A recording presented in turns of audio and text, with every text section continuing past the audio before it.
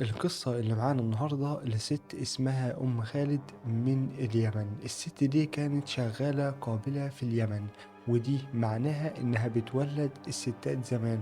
طبعا ما كانش مشهور طبيب نساء أو حتى الدكاترة ما كانوش منتشرين زي دلوقتي، ولكن في يوم من الأيام دكتور اتصل بيها وقال لها أنا عندي حالة ولادة مستعجلة. ولما راحت كان الرعب نفسه موجود.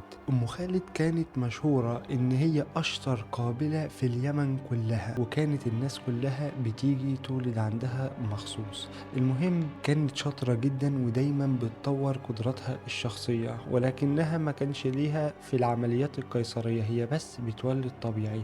كان عندها بيت، وجنب البيت بقى العيادة بتاعتها، عيادة صغيرة فيها مكان للاستراحة، وطبعا الغرفة بتاعة العمليات، وفيها كمان صيدلية. ومن كتر بقى ما العيادة دي كانت قريبة من البيت بتاعها، ممكن كمان كانت تجيب الأطفال بتوعها معاها العيادة. وفي يوم بقى من الأيام طبيب اتصل بيها وقال لها أنا سمعت عنك، ولكن أنا عندي حالة ولادة مستعجلة وعايزك تجيلي حالا. فهي قالت له لأ، أنا لازم الحالة تجيلي العيادة بتاعتي. فهنا طبعا ما كانش قدامه أي حل، ولكن وافق.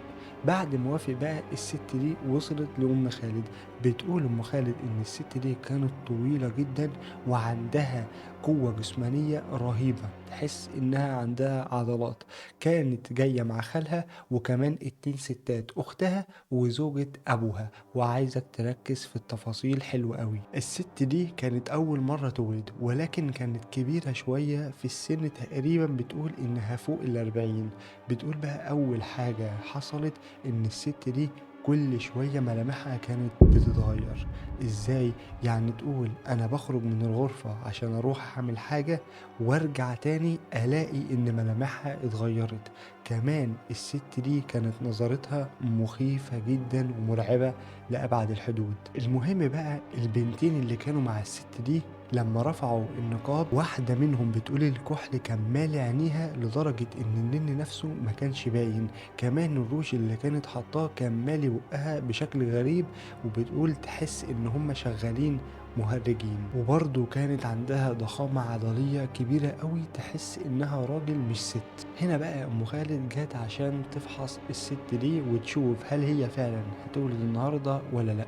بتقول طلبت منها انها ترفع رجليها على المكان المحدد، وبدأت ان انا افحصها. فبتقول اول ما اجي اقرب منها الست دي كانت بتخبط برجلها، بتزقني كده برجلها في بطني، لدرجة ان انا نسيت شكل رجلها، ولكن كنت حاسة